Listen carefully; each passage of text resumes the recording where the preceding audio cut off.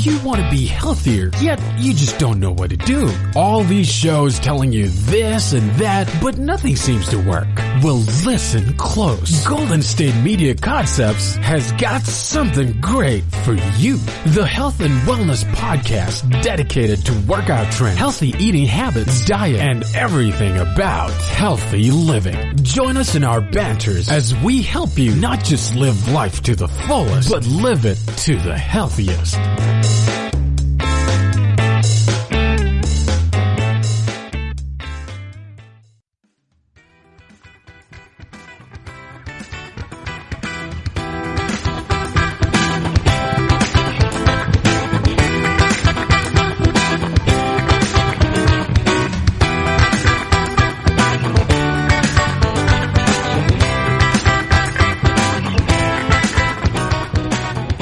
Hey guys, and welcome to GSMC Health and Wellness Podcast, brought to you by the GSMC Podcast Network. I am your host, Cynthia, and happy Tuesday, everybody.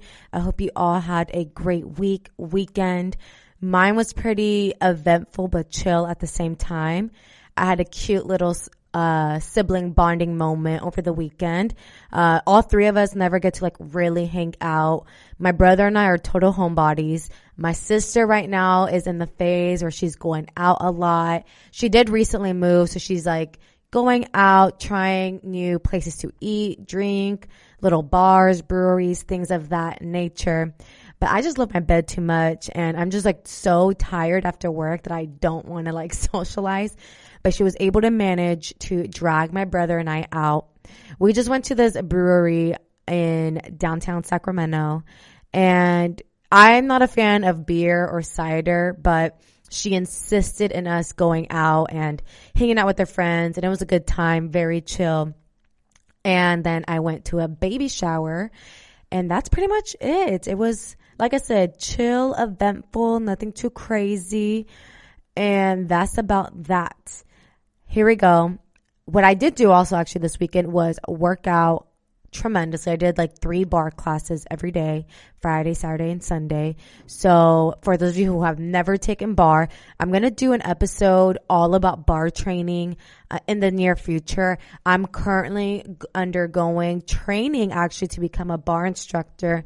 So I'll keep you guys posted on that and kind of the benefits of bar training. It's really cool actually. I definitely underestimated bar in general. I thought, it's, you're using 2 to 5 pound weight, body weight exercises. How hard could it be? Girl, I was wrong. Okay. I literally leave every single bar class quivering. That's how fatigued my muscles are. It specifically focuses on isometrics of the lower body. So many holds and tiny pulses, tiny movements squats and a lot of quad movements and glute movements, shoulder movements. It's a great full body workout. Again, I'll cover all about bar training in the near future once I start teaching and, kind of get the hang of things. But speaking about glutes and the booty, so I told you guys last week, I covered Baby Got Back. That's my episode all about glute training. I covered why training your glutes is imperative and why it should be added to everyone's workout routine, man or woman.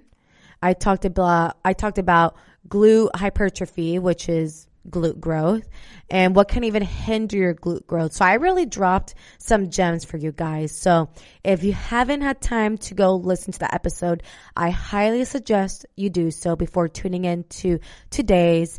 Not that you'll be completely lost, but I do kind of lay the foundation of today's episode in the previous one, Baby Got Back. So today I'm going to be covering more other areas surrounding glute training. But the last week's episode was largely dedicated to glute growth because that's the whole craze right now, the booty, growing it, the aesthetic. So if you want to tune into that first and then to this one, I suggest. But nonetheless, don't skip this one. All about the booty part 2. But specifically what I'm going to be focusing on today on today's episode is on glute imbalances. I felt like this was a very important aspect of glute training I wanted to talk about because many trainers and people in general just overlook this commonality. Glute imbalances are very common, much more common than you'd imagine. And what you're probably thinking, what is a glute imbalance? How do I know if I have a glute imbalance? Well, sometimes it's visibly obvious. You can literally see when one cheek is bigger than the other, and sometimes it's not. Most of the time, it's not. This requires a high amount of body awareness to determine if you have a glute imbalance. And if you do have one, it's not the end of the world. You can reverse it. There are ways and steps to fix it, and that's everything what I'll be covering today. So glute imbalances, how to fix these glute imbalances, and then at the very end of today's episode, I'll be sharing with you guys my top 5 glute activation exercises, which ties in perfectly with today's topic. So stay tuned. Again, get your notes, pen and paper if you're old school, or your notes on your iPhone, and let's get to it. So, like I said, it's very common to have a glute imbalance. Sometimes you can visibly see it and sometimes you can't. For instance, in my case, I don't visibly see that one side is larger than the other, but I know I have a glute imbalance because whenever I do glute activation exercises or just glute exercises in general, my left side fires up way quicker and more intense than my right side. And my right side is just a bit slower in waking up, to say the least, if you know what I mean. Like when I do squats, my left is more dominant. Like I'm definitely more dominant on my left side. And other times, like I said, you can visually see that one glute is bigger than the other, especially if you contract the muscle, aka squeeze. You'll be able to visibly tell if that's noticeable. So like if you're standing in the full length mirror right now and you just squeeze your cheeks, sometimes if your glute imbalance is that obvious, you'll be able to tell which side is larger. If you're working out and your trainer tells you to do a back extension, a glute hyperextension, a reverse hyperextension. That's what I meant. So that's a machine where you're kind of leaning forward and you pull up, and you squeeze your butt. A lot of times that's also how they can tell a glute imbalance. So it doesn't always need to be your trainer. It can also be you yourself. You can tell you have an imbalance. So again, it requires a high amount of body awareness to notice this. And like I said, you can also feel a glute imbalance simply by flexing your cheeks. How about we all try it right now? So I'm sitting. Try it now, sitting or standing. It doesn't matter. Which one do you feel more? Like for me, I'm contracting both. And for some reason, I still feel my left even when I'm sitting. So there's causes into these glute imbalances. And I know for my case why I have an imbalance. And I'll share it with you guys later in today's podcast. So what can cause glute imbalances? For one, it's our asymmetrical human nature. So as human beings, this is natural. We are asymmetrical human beings. Our anatomy itself can be asymmetrical, like something really common that I see with clients. Having one hip higher than the other. Or this could also be due to our daily movement patterns, such as sitting, standing on your preferred leg, or if you're a mother carrying a newborn, you tend to pop your hip out to the side. All of those things can contribute to a gluteal imbalance.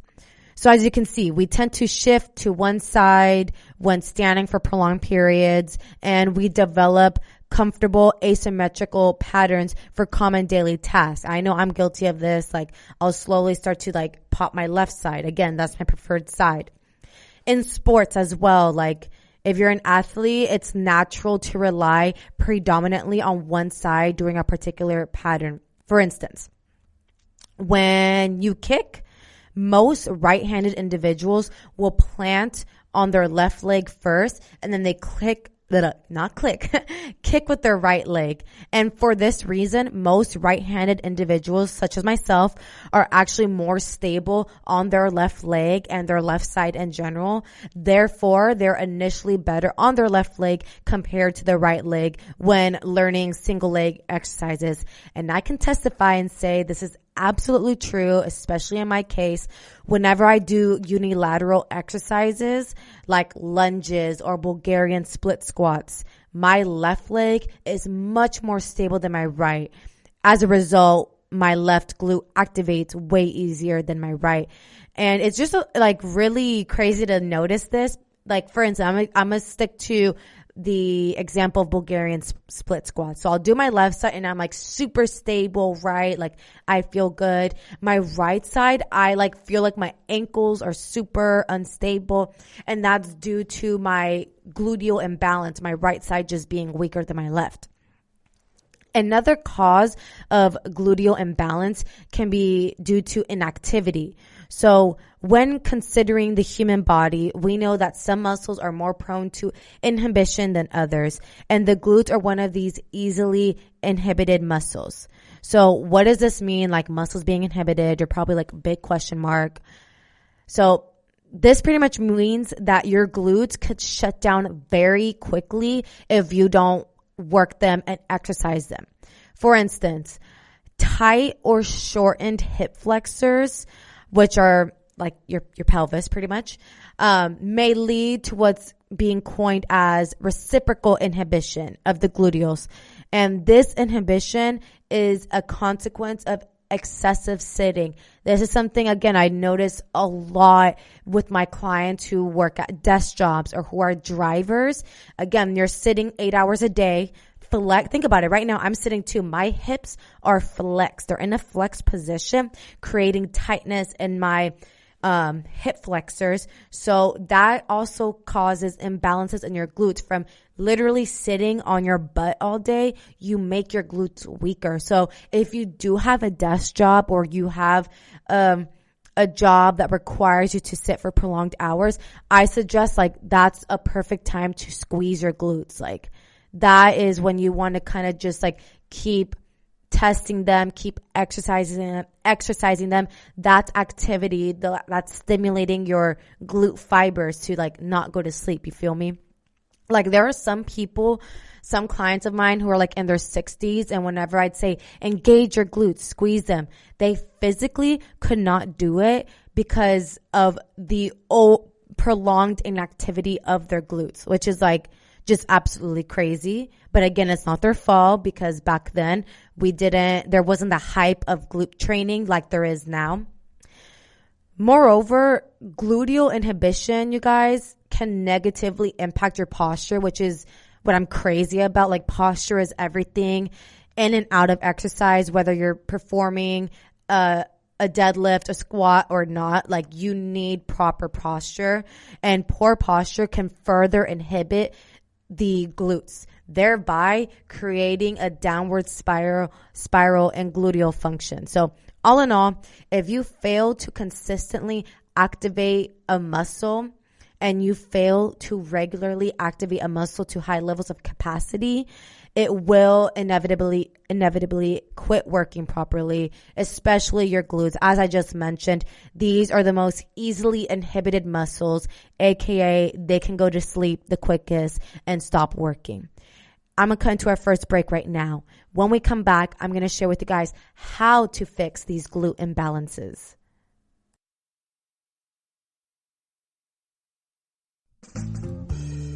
Are you looking to learn more about the latest trends from the fitness world?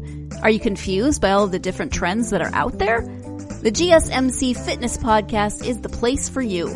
The GSMC Fitness Podcast is the place to come for people of all skill and interest levels. Join us as we explore the latest trends in the fitness world. Does that new exercise really work? Should I try yoga? Whatever your question, chances are good you'll find an answer on the GSMC Fitness Podcast.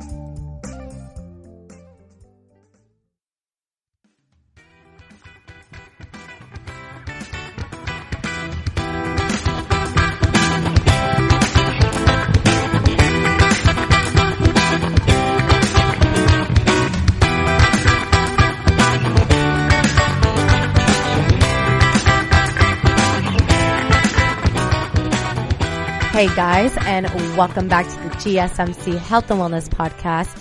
Moving on, how do you fix your glute imbalances? So we have pointed out, you may have a weaker side, a weaker cheek. That's okay. I do too. How do we correct the problem? Because it's fixable. That's a good thing. Like if you do notice that one side is bigger than the other or one side is very weak, you can fix it. That's the great thing about exercise. Like it's reversible. It's just proper form, proper mechanics, proper programming, proper training. Let's get into it. The first thing you want to do in order to try to fix a gluteal imbalance is perform a bunch of extra work for the weaker glute, your weaker side. One way of correcting this is by doing isometric contractions or holds on the weaker glute. So we just practiced this a little bit in the previous segment where I had you guys squeeze. I hope you guys actually squeeze because I was actually squeezing and I still do it like sporadically throughout the podcast, by the way. But before we even do isometric contractions, you must establish a solid mind to muscle connection with the dysfunctional glute, we're calling it, okay? What does mind muscle connection mean? You guys have probably heard this term being thrown around, but what does it actually mean? Pretty much what mind muscle connection is every single rep that you perform in an exercise, you internally think and squeeze that particular muscle group. So in a hip thrust, when you are thrusting and contracting your muscles at the top, every single rep, you are physically and mentally thinking about your glute and squeezing the heck out of that particular muscle group. So you can stimulate those fibers even more effectively. So the great thing about isometrics is that you can perform them anywhere as it requires no equipment, just your body weight and a willingness to work the booty, right? So like I said, if you're at a desk job all day or you're a driver or whatever the case may be, even standing, like squeeze your glute and like hold it for 10 to 30 seconds consistently throughout your day. This will be highly beneficial in, again, fighting that inactivity, especially if you do sit. And I know maybe people are looking at you crazy. So if you're going to be doing it standing, maybe like go to the bathroom and practice it there. I mean, if there's a will, there's a way. You will find a way to find time throughout your day to practice squeezing your cheeks, okay? You just got to make it a priority. I'm a firm believer in that. You put effort into what you really want. Another way besides isometric contractions to fix glute imbalances is something called low dynamic drills, especially for the weaker glute. So you want to perform a variety of dynamic movements for the weaker glute so you target all the glute fibers through their multiple roles. The goal is to choose very simple exercises that aren't challenging.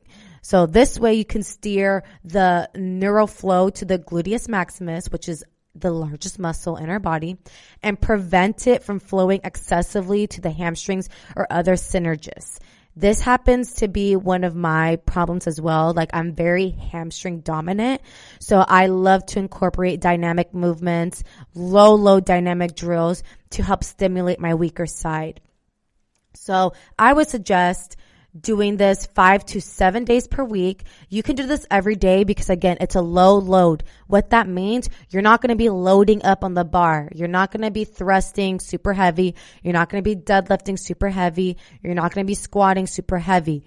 The whole point of fixing your glute imbalance is to make sure you are properly engaging the weaker side effectively and properly. So don't add weight, don't add bands, don't add ankle weights. This is all about performing the movement correctly and again, just waking up that weaker side. So I would suggest 5 to 7 days per week. You want to perform a 5 to 10 minute motor learning routine, dynamic routine for the weaker glute. So for an example, I'll give you guys. I would do 2 sets of 10 to 20 reps of lying abductors with the weaker leg. I would do 2 sets of 10 to 20 reps of clamshells on the weaker leg and single leg glute bridges, 2 sets of 10 to 20 reps, all on your weaker side. Do not do your already strong side, because the whole point is we're trying to even your weaker side. We want the weaker side to catch up to your strong side. So if you're doing 2 sets on each side, but your left side is already strong, guess what? Your right side will continue to get strong as well, but your left side is also increasingly getting stronger. So you see how it's kind of like we're going neck and neck. Like we want to even it out. So to even it out, you want to really focus on your weak side. So perform these exercises, the single leg glute bridge, the lying abductors, the clamshells, all on your weaker side. Don't perform them on your already strong side, because again, that's just going to cause an even greater imbalance. Does that make sense? Remember also, while you're performing these dynamic movements, the main focus is on quality muscle contractions. You want to feel these movements as much as possible in the gluteus maximus of the dysfunctional side, your weaker side. Tinker around like with your form and stuff and figure out how to maximize gluteal recruitment during these movements. So positioning for maximum gluteal recruitment varies from person to person. So I can't give you the exact recipe here, okay? You need to figure it out for your own body. And what I mean by this, like tinker with your form, in the single, like in a hip thrust, I know some people feel the most glute recruitment when their feet are turned out. Or I know I personally feel the most glute recruitment when my toes are pointed up and I'm strictly just on my heels. So again, tinker around with the form a little bit, see what works best for you. Because again, not every booty exercise is going to stimulate the most, gluteal recruitment for you as it is for me, and vice versa. So again, tinker with form, but just making sure that once you do get it and you do feel it on your weaker side, focus on just perfecting the form, on really applying, having a solid mind to muscle connection. And then once you feel comfortable with the weaker side, then slowly begin to progressively overload. And remember how I talked about progressive overload in my previous podcast. So over time, make it a little more challenging.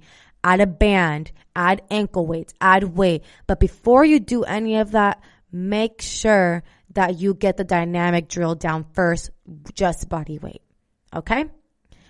I'm throwing a lot of information, so I hope you guys are keeping up right now.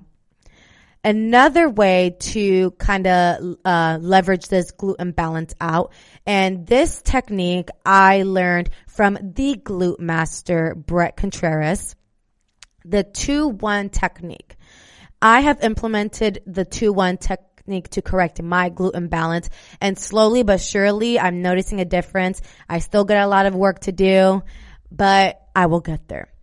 In a nutshell, what the 2-1 technique is doing is 2 sets of single leg exercises or unilateral exercises with the weaker leg and only 1 set with the stronger leg.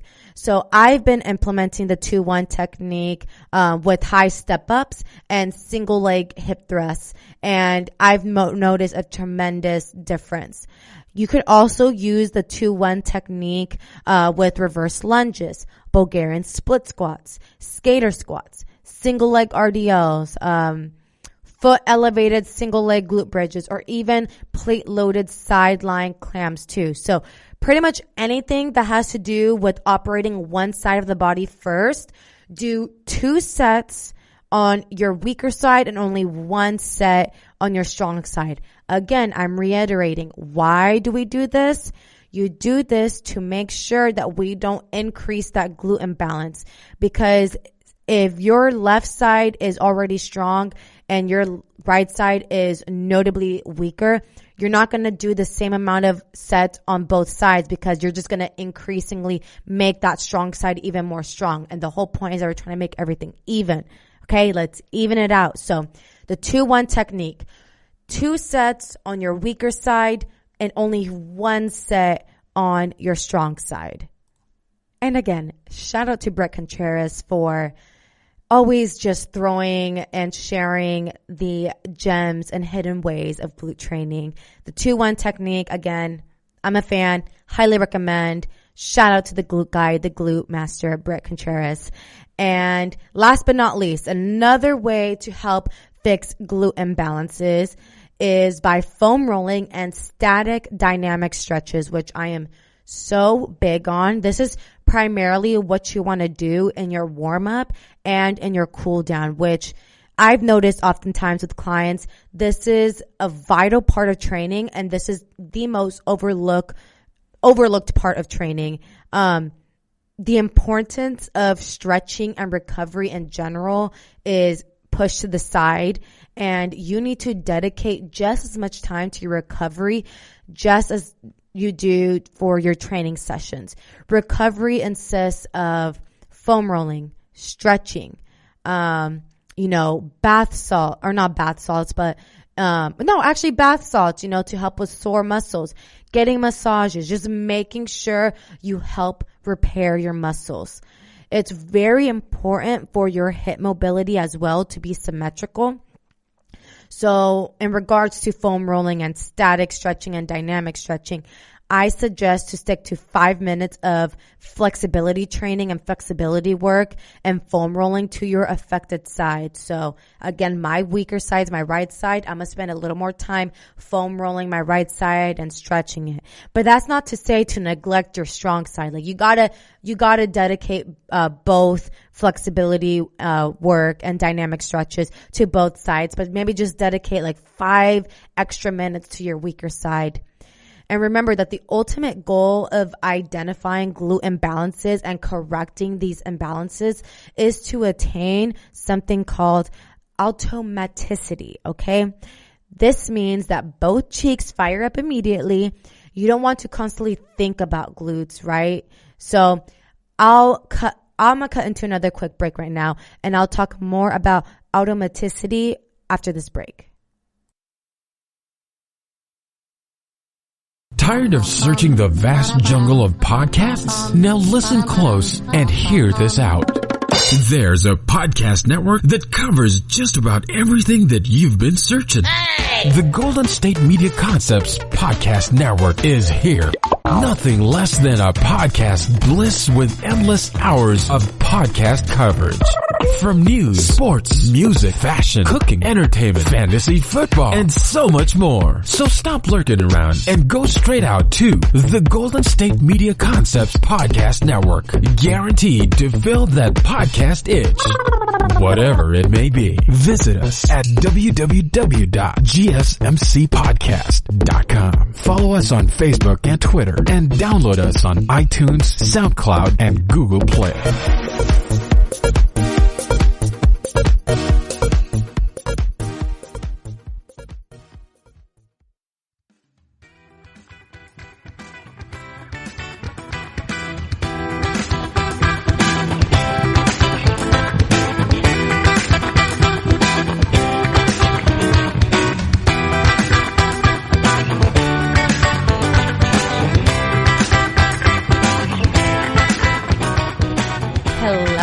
Welcome back to GSMC Health and Wellness Podcast. Right before the break, I quickly shared with you guys about automaticity. Pretty much just means that you don't want to constantly think about glutes. Once you get into an exercise, they're ready to go.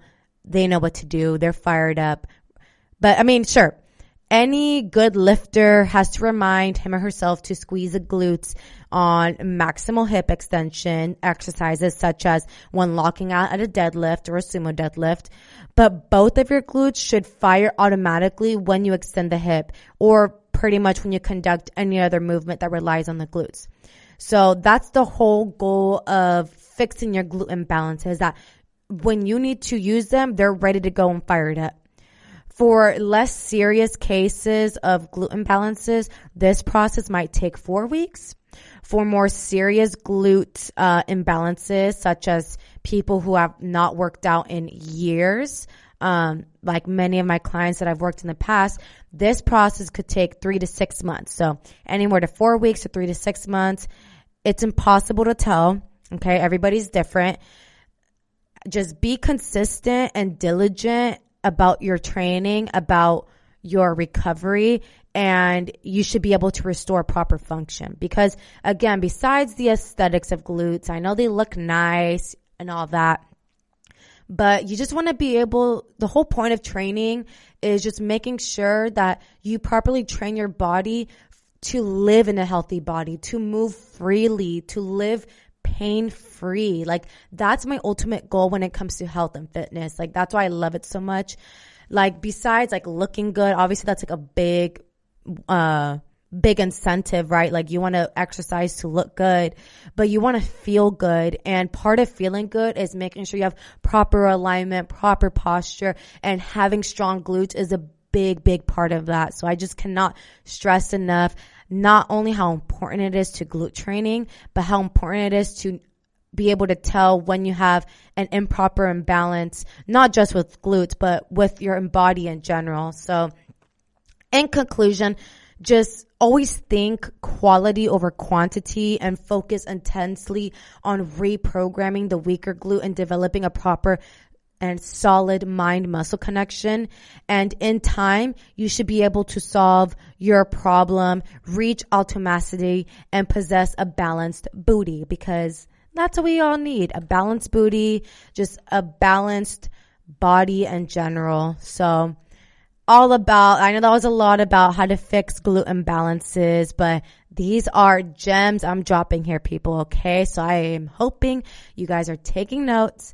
And finally, I will be sharing with you guys my top 5 glute activation exercises. Glute activation should be an essential part of your glute training regimen as well. This is basically the warm-up or pre-training exercises you should do before embarking on those heavy hitting hip thrusts or squats. I do not lift heavy until I do my glute activation exercises. This is what I do for my warm-up. And because I've been training already for a few years or a couple years now, I do it with the booty band because I feel more of my glute fibers working that way. And again, everybody's body's kind of differently. Like, I know one of my very close friends, she only needs to do 3 sets of one particular booty activation exercise, while others, such as myself, need to do 3 sets of 3 different exercises to wake up and prep the glutes. She probably doesn't have a major glute imbalance. I for sure do. So I like to spend probably like anywhere from 10 to 20 minutes on just glute activation, so I can make sure I'm properly activating them. And when I'm doing these heavy hitting glute exercises, I know I'm properly engaging the correct muscles, because the most annoying thing is when I'm going through an exercise and I just like immediately just feel my hamstrings, because I am hamstring dominant. A lot of people are very quad dominant. So again, it just kind of varies from person to person. I just want to make sure I spend a good chunk of my training session on properly warming up my body, properly stimulating and activating the correct muscle groups. And so that way, when I do my compound lifts, they're ready to go. They're fired up. I've reached that automaticity that's so important. And that's just going to make your training life that much easier. So just prepping the glutes is very important, and that's why I just felt like glute activation is an essential part in today's episode and in general to correcting glute imbalances. For these exercises I'm going to be sharing with you guys, it's not totally necessary, but I do highly recommend, and it is highly beneficial to perform the following exercises with the mini band or booty band, just for higher stimulation of the glutes. Everybody's different. I like to use a band because it helps keep the tension in my glutes rather than in my quads or in my hamstrings. So again, tinker with form, do what works best for you. I like to do it with the mini band above my knees. And let's get into it. So my top 5 glute activation exercises. So the way I've constructed this is I like to hit or include in my activation warm-ups exercises that are going to target my booty in all aspects. So they're going to target my gluteus maximus, my gluteus medius, my gluteus minimus. So well-rounded, you feel me, well-rounded glute activation exercises. So that when I train them in any angle, it's like they're ready to go, they're fired up, they know what to do. First one being side steps or side shuffle. I've heard both.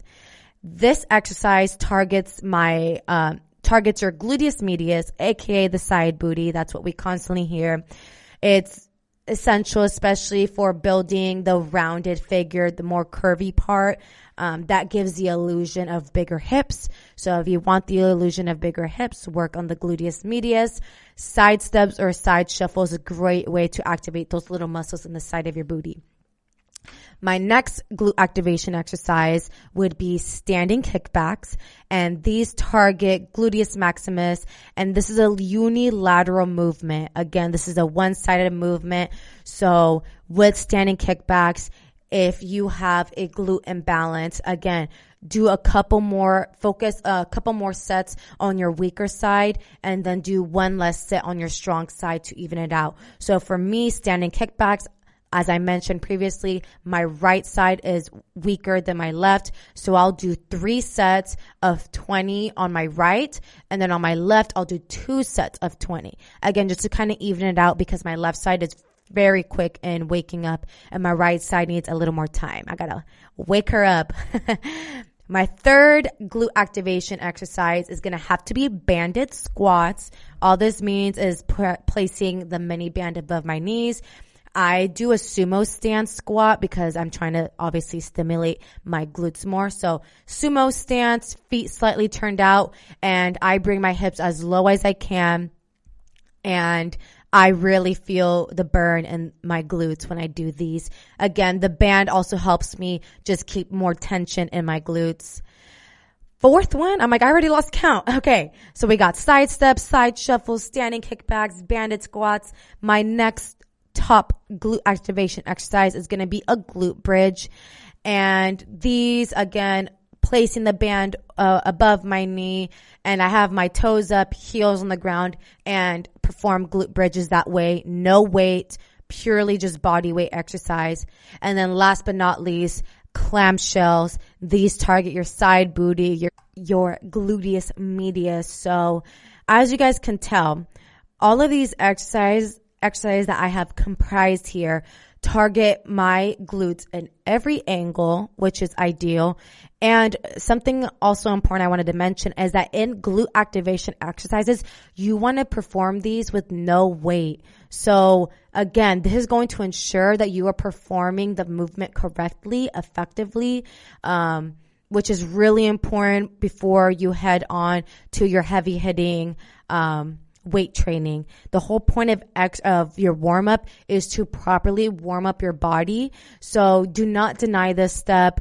Again, I'll go over it again.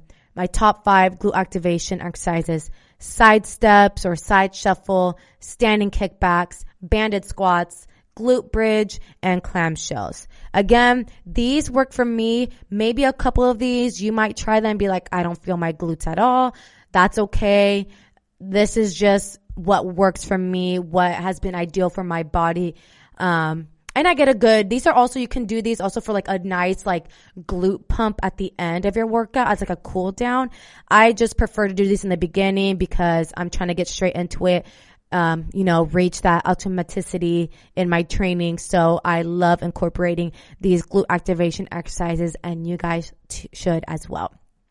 And that's going to pretty much wrap up today's episode. I covered, a good chunk of glute training.